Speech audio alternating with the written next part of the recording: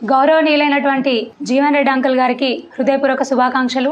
ఎంపీగా టికెట్ వచ్చినట్టుంది, తిరుగుతున్నట్టున్నారు. నేను చెప్పాము, మొన్న జరిగినటువంటి ఎలక్షన్లలో నేను ప్రచారం చేస్తున్నప్పుడు అన్నాను, నేను ప్రజలందరితో అన్నాను, ప్రజలందరికీ కూడా గుర్తే విషయం. జీవన్ రెడ్డి అంకుల్ గారు తిరుగుతున్నారు కానీ ఈ ఆల్రెడీ ఎమ్మెల్సీ పదవి ఉంది, ఎమ్మెల్యేగా మళ్ళీ పోటీ చేస్తున్నారు. పదవి ఉన్నా కూడా ఎమ్మెల్యేగా ఓడిపోతే మళ్ళీ ఎంపీ టికెట్ తెచ్చుకొని మళ్ళీ ఎంపీ కూడా పోటీ చేస్తా అంటారని అప్పుడు నేను చెప్పిన. ఇప్పుడు నిజంగానే అది జరిగింది. ఇప్పుడు ఎంపీ ఓడిపోతే కూడా మళ్ళీ మినిస్ట్రీ తెచ్చుకుంటారు. పెద్ద బాధపడే విషయం ఏం లేదు, అది కూడా జరుగుతుంది. ఎందుకంటే అన్ని నాకే కావాలని అనుకుంటున్నారు జీవన్ రెడ్డి అంకుల్ గారు. సరే, మీరు అనుకున్నారో అది మీ పర్సనల్ విషయం, మీ పార్టీ విషయం. ఒక్కటి మాత్రం మీరు గుర్తుపెట్టుకోవాలి జీవన్ రెడ్డి అంకుల్ గారు, మీరు ఈ మధ్య పసుబోర్డు గురించి కొన్ని అసత్య ప్రచారాలు చేస్తా ఉన్నారు, ఇష్టం ఉన్నట్టు మాట్లాడుతూ ఉన్నారు, నోరు పారేసుకుంటున్నారు. పసుబోర్డు వస్తుందా పోతుందా అన్నట్టుగా మాట్లాడుతున్నారు. మరి మీరు విద్యావంతులే కదా, ఇన్ని సంవత్సరాలు రాజకీయ జీవితంలో ఉన్నారు కదా, మీకు ఆ మాత్రం కూడా తెలియదా? గెజిట్ గురించి తెలియదా? ఇగో రాజపత్రం మేము చూపిస్తున్నాం. గౌరవనీయులు నిజామాబాద్ పార్లమెంట్ సభ్యులు అరవింద్ అన్న గారు ఇచ్చిన మాట ప్రకారం, బాండ్ రాసిచ్చిన ప్రకారం పసుబోర్డు తీసుకొని వచ్చిండ్రు. ఇగో దానికి సంబంధించినటువంటి గెజిట్ రాజపత్రం. మీకు డౌట్ ఉంటే పంపిస్తాను, చదువుకోండి. తెలిసి కూడా కావాలని ఎన్నికల కోసం రాజకీయాలు చేస్తూ రైతులను మభ్యపెట్టేలా చూడకండి. ఎందుకంటే ఆల్రెడీ పసుబోర్డుకు గెజిట్ వచ్చింది. నేషనల్ పసుబోర్డునే తీసుకొని వచ్చి ఇక్కడ పెడతా అని చెప్పిండ్రు. స్వయాన మోదీ గారు వచ్చే విషయం చెప్పిండ్రు నిజామాబాద్కు వచ్చి. మరి మీ అందరికీ తెలుసు, ప్రజలందరూ కూడా చూసిండ్రు. మార్కెటింగ్ విధానాలను స్పష్టంగా అవలంబిస్తూ అరవింద్ అన్న గారు ఈ రోజున క్వింటాల్కి పసుపు ధర ఎంతుంది? 20,000 దాటింది. అవునా? అది కూడా తెలుసు. పసుపు రైతుల కళ్ళలో సంతోషం కనిపిస్తుంది. పసుపోడు సెంటర్స్, పసుపు ఎక్కడెక్కడైతే పండుతుందో అక్కడక్కడ కూడా ఖచ్చితంగా సెంటర్స్ వచ్చి తీరుతాయి. నేషనల్ పసుపోటే వచ్చిన తర్వాత సెంటర్స్ వస్తాయి. మరి అది రాకముందే ఇప్పటికే క్వింటాల్కి 20,000 దాటింది. అది వచ్చిన తర్వాత ఇంకా మెరుగ్గా ఉంటాయి పరిస్థితులు. పసుపు రైతుల కళ్ళల్లో ఆనందం చూస్తే మీ కళ్ళల్లో నిప్పులు ఉంటున్నట్టున్నాయి, నిప్పులు చెరుక్కుంటున్నట్టున్నారు మీ కళ్ళల్లో. జీవన్ రెడ్డి అంకుల్ రైతుల పక్షాన నిలబడతా అన్నారు, మరి రైతులు ఆనందంగా ఉంటే చూడలేకపోతున్నారు అనుకుంటా. ఇదేనా మీరు చేసేది?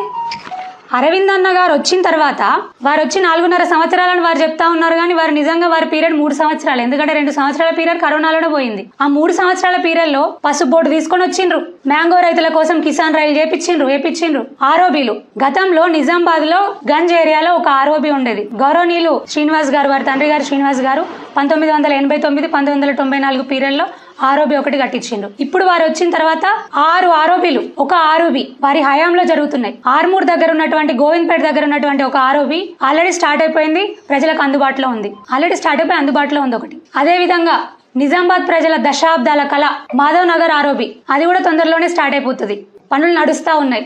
ఇంకా అది మాత్రమే కాదు, ఆర్మూర్ మామిడిపల్లి హైవేలో ఉన్నటువంటి ఆరోబీ ఇంకో 4 రోజుల్లో ప్రజలకు అందుబాటులో వస్తుంది. అది కూడా ప్రారంభానికి సిద్ధంగా ఉంది. ఇంతకు ముందు నేను చెప్పిన నిజామాబాద్ లో ఉన్నటువంటి మాధవ్ నగర్ ఆరోబీ, అది రాష్ట్ర ప్రభుత్వ అనుమతులు లేట్ అవడం వల్ల ఇప్పటికి ఆలస్యమైంది, కానీ ఇప్పటికి ప్రారంభించబడే పరిస్థితి.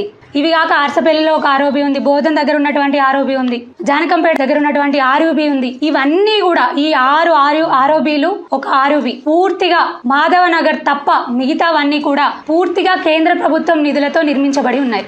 మాధవ్ నగర్ ఆరోబీ కూడా 50% కేంద్ర ప్రభుత్వం, 50% రాష్ట్ర ప్రభుత్వం ఉంది వాటా. అసలు మీ హయాంలో, సరే మీ 40 సంవత్సరాల రాజకీయ జీవితంలో జగిత్యాల్లో, నేను మొత్తం పార్లమెంట్ సెగ్మెంట్ మాట్లాడలేను, మరి జగిత్యాల్లో ఒక్క ఆరోబీ అయినా కట్టిందా? ఒక్క ఆరోబీ అయినా నిర్మించిందా? సరే, అంతెందుకు, మీ 40 ఏళ్ల రాజకీయ జీవితంలో జగిత్యాల జిల్లాలో ఒక వర్గంలో ఒక్క మచ్చుతునకైనా ఉందా? మీ మార్క్ ఒక్కటైనా ఉందా? మీరు సాధించింది ఒక్కటి చెప్పండి. ఇంత పదవులు అనుభవించిండ్రు, చీమంత పనులు చేసినా అని చెప్పుకుంటున్నారు. మొన్న ఏదో దగ్గర చెప్తున్నారు, జగిత్యాల్లోని 50 రోడ్డుని నేను 60 ఫీట్లు చేసినా అని చెప్పుకుంటున్నారు. అంకుల్, మీకు చీమంత అనిపిస్తలేదా? అది నేను చైర్పర్సన్ ఉన్న 3 సంవత్సరాల్లో దాన్ని గెజెట్ తీసుకొని వచ్చి 100 ఫీట్లకు పెంచినాం. మీరు 40 సంవత్సరాల్లో కనీసం దాన్ని ఎక్స్టెన్షన్ కూడా చేయలేకపోయినరు. కానీ ఇప్పుడు వచ్చి మాట్లాడతారు. ఏం చెప్పిన మొన్న ఢిల్లీకి రైలేపిస్తారంట జగిత్యాల నుంచి. ఏ విధంగా సాధ్యం అంకుల్? జగిత్యాల్లోని 50 రోడే చేయలేదు, ఢిల్లీకి రైలేపిస్తారంట. అంకుల్, మీ హయాంలో చెరుకు రైతులు నాశనమైనరు. 3 సార్లు కమిటీ వేసుకున్నారు చెరుకు ఫ్యాక్టరీ గురించి. అంటే ఇప్పుడు ఏదో ఓట్ల కోసం చెరుకు ఫ్యాక్టరీ తెరిపిస్తామని తిరుగుతున్నారు. అరవింద్ అన్న గారు ఇదే చెరుకు ఫ్యాక్టరీ కోసం పాదయాత్ర చేసిండు. బోధన్ చెరుకు ఫ్యాక్టరీ కోసం పసుపోట తీసుకొని వచ్చి చూపించిండు. ఖచ్చితంగా పసుపోట తీసుకొని వచ్చి, నేషనల్ పసుపోట తీసుకొని వచ్చినప్పుడు అర్పించడం చాలా సింపుల్ ఇష్యూ. ఖచ్చితంగా అది మాత్రం అవుతుంది. అంటే పోయి తిరుగుతా ఉన్నారు. మరి గతంలో 2 సార్లు కమిటీలో మీరు ఉన్నారు కదా, చెరుకు ఫ్యాక్టరీ కోసం వేసుకున్న కమిటీలో. మరి అప్పుడే మూత పడిపోయింది, అప్పుడేం చేయలేకపోయినరు? ఇప్పుడేదో ఎలక్షన్ స్టంట్ కోసం, రాజకీయాల కోసం, రైతుల్ని మభ్యపెట్టడం కోసం మేము తెరిపిస్తామని తిరుగుతున్నారు. నిజంగా చెప్పాలంటే మీ ఆయంలో మీ వల్ల చెరుకు రైతులు నాశనమైనరు, పసుపు రైతులు నాశనమైనరు, మామిడి రైతులు నాశనమైనరు. ఎక్కడ కనిపించింది అభివృద్ధి? అప్పుడెంత ఉండే పసుపు పంట, ఇప్పుడు ఎంతకు వచ్చింది, ఎంత విస్తీర్ణంకి వచ్చింది? మీ హయాంలో కదా ఈ వీళ్ళందరూ నాశనమైంది. అసలు జగిత్యాలకి ఏం చేసిండ్రు? జగిత్యాలకే మీరు చేయలేకపోయినరు. ఒక ఆర్ఎన్బి మినిస్టర్గా ఉండి సరిగ్గా రోడ్లే చేయలేకపోయినరు. అంతెందుకు, మొన్నటి దాకా కొత్త బస్ స్టాండ్ చౌరస్తా మంచిగా ఉండేది. నేను చైర్మన్ అయిన తర్వాత ఆ ఎంక్రోచ్మెంట్లు అవి ఇవన్నీ తీపిచ్చి ఎంతో మంచిగా సౌకర్యంగా మార్చినాం. మళ్ళీ మీరు వచ్చిన తర్వాత, మీ ప్రభుత్వం వచ్చిన తర్వాత ఏం కనబడతానే ఉన్నాయి? అక్కడ బట్టీలు కనిపిస్తున్నాయి. ఏంది అంకుల్ ఇది? ఏం చేస్తున్నారు అంకుల్ మీరు? ఢిల్లీకి ట్రైన్ వేయించుడు కాదు. మీరు ఏంది గెలిచిన 3 నెలలు కాలేదు, 3 నెలల్లోనే మీ ఇంటి ముందే దారేపించుకున్నారు కదా. యావ రోడ్డు పరిస్థితిని కూడా చూడండి. మీ ఇంటి ముందే రోడ్ వేయించుకున్నట్టున్నారు కాంగ్రెస్ ప్రభుత్వం రాష్ట్రంలో రాగానే.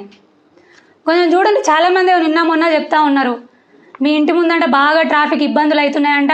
అసలు మీ ఇంటి ముందే ఎక్స్టెన్షన్ చేసుకోవాల్సిన అవసరం పడింది, రోడ్ ఎక్స్టెన్షన్. పాపం పోలీసులు మీకు భయపడి ఏం చెప్పలేకపోతున్నారు, అధికారులు మిమ్మల్ని ఏం అనలేకపోతున్నారు. కొంచెం గది చూసుకోండి. అవును అంకుల్, నేను మాట్లాడతాను. రైతులు అని మాట్లాడుతున్నారు. సరే, జగిత్యాల రైతు బజార్ గురించి మాట్లాడుకుందాం ఒక్కసారి. రైతు బజార్ మీ హయాంలో కట్టి కాదు, అసలు రైతు బజార్ మీ హయాం నుంచి ఇప్పటి వరకు నిరుపయోగంగా దశాబ్ద కాలం పాటు ఉంది. ఎందుకు ఉంది? ప్రజలందరికీ సౌకర్యవంతంగా ఉండే, ఎందుకు నిరుపయోగంగా ఉంచిండ్రు? అవునా? అంతెందుకు అంకుల్, ఇంకో విషయం మాట్లాడదాం. పిఎఫ్ఐ అడ్డాగా మారింది నిజమా కాదా? పిఎఫ్ఐని పెంచి పోషించింది మీరా కాదా? జగిత్యాలు పిఎఫ్ఐకి అడ్డాగా మారింది, పెంచి పోషించింది మీరు. ఎన్ఐఏ సోదాలు ఇక్కడ జరిగినాయా లేదా? ఇదే నిజామాబాద్లో పోయి చెప్పుకుంటారా మీరు? ఇది నిజామాబాద్ డిస్టిక్లో జిల్లాలో తిరుక్కుంటూ ఇదే చెప్పుకుంటారా? గంజాయికి గేట్వే జగిత్యాల అయింది. చిన్న పిల్లలు, 7 సంవత్సరాల పిల్లలు, 8 సంవత్సరాల పిల్లలు గంజాయికి అలవాటు పడుతూ ఉన్నారు. ఎంత దారుణం! కొన్ని కుటుంబాలు అయితే జగిత్యాల నుంచి ఊరు విడిచి ఇల్లు విడిచి వెళ్ళిపోయిన పరిస్థితి. ఆడపిల్లలు అయితే చదువుకోవడానికి పోతే ఇంటికి క్షేమంగా వస్తారా లేదన్న పరిస్థితి జగిత్యాల్లో.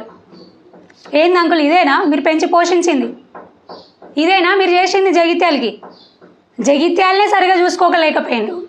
కన్న తల్లినే పట్టణ అన్నం పెట్టి చూసుకోలేకపోయిండ్రు. పినతల్లికి బంగారు గాజులు చేపిస్తారంట. సొంత నియోజకవర్గాన్ని చూసుకోలేకపోయినరు, అభివృద్ధి చేయలేకపోయినరు, సంక్షేమం చేయలేకపోయినరు. నిజామాబాద్కి వెళ్ళి ఏదో వెలగబెడతారంట. అంకుల్ ఒక్కసారి ఆలోచించాలి ఇవన్నీ కూడా. అయినా జగిత్యాల ప్రజలు, నిజామాబాద్ పార్లమెంటు ప్రజలు ఒక్కసారి ఆలోచించాలి. జీవన్ రెడ్డి అంకుల్ గారి హయాంలో జగిత్యాల గడ్డనే పిఎఫ్ఐలకు అడ్డాలుగా, గంజాయికి గేట్వేలుగా మారి చాలా దారుణమైన పరిస్థితిని ఎదుర్కొంటూ ఉన్నాము. మరి నిజామాబాద్ ప్రజలు ఇవన్నీ కూడా ఒక్కసారి ఆలోచించాలి. మన పిల్లల భవిష్యత్తు కోసం ఆలోచించాలి, లా అండ్ ఆర్డర్ కోసం ఆలోచించాలి, మన సంక్షేమం, కుటుంబ సంక్షేమం గురించి ఆలోచించాలి.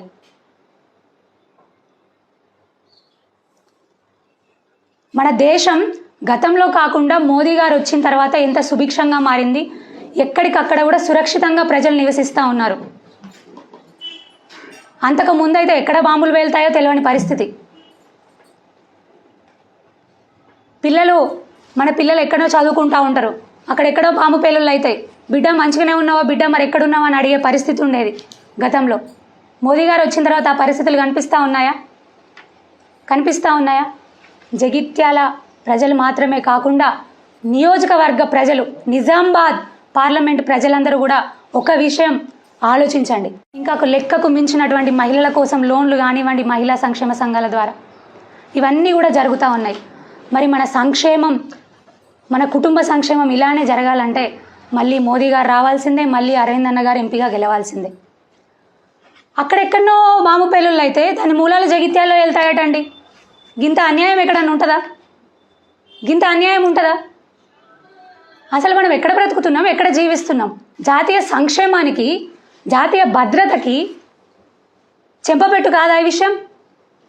జీవన్ రెడ్డి అంకుల్, జాతీయ భద్రతకి చెంపపెట్టేలాగా వ్యవహరిస్తున్నారు. ఏమంటారు? ఒక మంత్రి హోదాలో ఉండి ఉత్తమ్ కుమార్ రెడ్డి గారు సిఏఏను వ్యతిరేకిస్తామంటారు. అంతకుముందు కూడా అన్నారు కదా Jeevan Reddy uncle, CAA down మేము వ్యతిరేకులం, సిఏఏ రావద్దు అని మాట్లాడినరు. మరి ఇప్పుడు మాట్లాడతలేరు మీరు. నిన్న మీ ర్యాలీ తీసిండ్రు, ప్లకార్డులు పట్టుకొని ర్యాలీలు తీసిండ్రు. ఇప్పుడు మాట్లాడుండ్రు జగిత్యాల్లో అదే విషయం. ఉత్తమ్ కుమార్ రెడ్డి గారు మాట్లాడినారు కదా, మీరు కూడా మాట్లాడుండ్రు.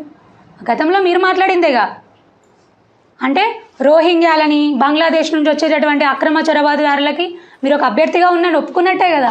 మొన్న అరవింద్ అన్న గారు ఆ విషయం మీద మాట్లాడితే మీరు స్పందించలేదే, అంటే అని ఒప్పుకున్నట్టే కదా ఆ విషయాన్ని మీరు, అవునా? అంకుల్ ఒక్క విషయం మీరు ఆలోచించండి, మాట్లాడే ముందు ఏది సత్యం ఏది అసత్యం అని గుర్తుంచుకొని మాట్లాడాలి. మీరు పెద్దవారు, మీ మీద గౌరవం ఉంది, మేము మిమ్మల్ని గౌరవిస్తాం, తప్పకుండా గౌరవం ఎప్పటికీ ఉంటుంది. నిన్నటికి నిన్న ఏం మాట్లాడుతున్నారు? మిస్టర్ మేడిపల్లి సత్యం గారు, గౌరవ శాసనసభ్యులు, మీరు మీలాంటి చదువుకున్న వాళ్ళకి ఉస్మానియాలో పిహెచ్డి చేసినామని చెప్పుకుంటారు, మీలాంటి వాళ్ళకి అది తగదు. నిన్న ఇష్టారీతిన మాట్లాడుతున్నారు, నోరు పారేసుకుంటున్నారు అరవింద్ అన్న మీద. మీరు నోరు పారేసుకుంటే మేము కూడా మీ మీద నోరు పారేసుకోవాల్సి వస్తుంది. ఏం మాట్లాడుతున్నారు? చదువుకున్నారు అని గౌరవం ఇచ్చినాం మేము, 2 సార్లు ఓడిపోయినారు, ఒకసారి గెలిచిండ్రు, ఆ గౌరవం ఉంది మాకు మీ మీద. ఇష్టారీతిన మాట్లాడితే మేము కూడా నోరు పారేసుకోవాల్సి వస్తుంది, మేము కూడా అదే వర్డ్స్ అన్ని మీ మీద యూజ్ చేయాల్సి వస్తుంది. జాగ్రత్తగా మాట్లాడండి. ఓ బీడీ కార్మికుల గురించి సరే ఈఎస్ఐ సెంటర్స్ తెస్తాము అని చెప్తా ఉన్నారు, సరే సంతోషం. ముందు గెలిచిన తర్వాత 100 రోజులలో బీడీ కార్మికులకు 4,000 పెన్షన్ ఇస్తా అన్నారు. ముందు అది ఇచ్చిన తర్వాత మీరు ఓట్లు అడగాలి. ఈ పార్లమెంట్ ఎలక్షన్లలో ఓట్లు అడిగే నైతిక హక్కు మీకు ఉంటుంది కూడా. అయినా నిజామాబాద్ పార్లమెంట్ ప్రజలను ఒక్కటే కోరుతా ఉన్నాను, మరీ ముఖ్యంగా మా జగిత్యాల జిల్లా ప్రజలు, మా నియోజకవర్గ ప్రజలు, ఎటుగాని పరిస్థితి అయిపోయింది. ఎమ్మెల్యే గెలిచిండు, ఆయన ప్రభుత్వం లేదు.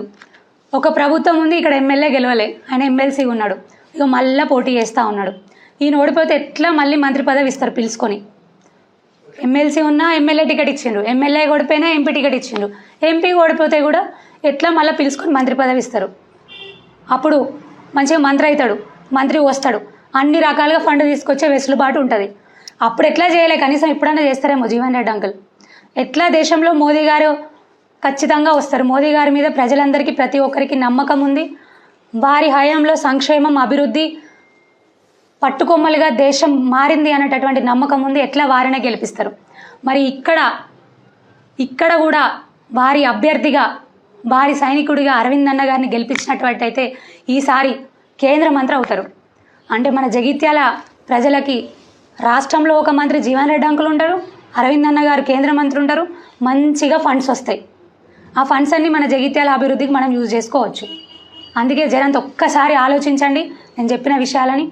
మరి దయచేసి మీ అందరి ఆశీర్వాదాలు కూడా, ప్రజలందరి ఆశీర్వాదాలు కూడా మరొక్కసారి మా మీద ఉండాలని కోరుకుంటా ఉన్నాను. మరి రైతులకు కాంగ్రెస్ ప్రభుత్వం తీరని అన్యాయం చేస్తుంది. బీఆర్ఎస్ హయాంలో ముసలి కన్నీరు గార్చిండు, రైతులకు నష్టం జరుగుతుందని కాంగ్రెస్ పెద్దలందరూ కలిసి అప్పుడు. మరి ఇప్పుడు అధికారంలోకి వచ్చిన తర్వాత కూడా పెనం మీద నుంచి పొయ్యిల పడ్డ పరిస్థితి అయింది. అందుకోసం రైతన్నల పక్షాన మేము రైతు సత్యాగ్రహ దీక్ష చేయబోతున్నాం కలెక్టరేట్ ఎదురుగా. రేపు ఉదయం 10 గంటలకు రైతన్నలందరి పక్షాన కూడా పోరాడబోతున్నాం. రైతన్నలు, ప్రజలందరూ కూడా ఆ దీక్షకు హాజరై దీక్షను విజయవంతం చేయవలసిందిగా కోరుతా ఉన్నాను. జై శ్రీరామ్, జై హింద్.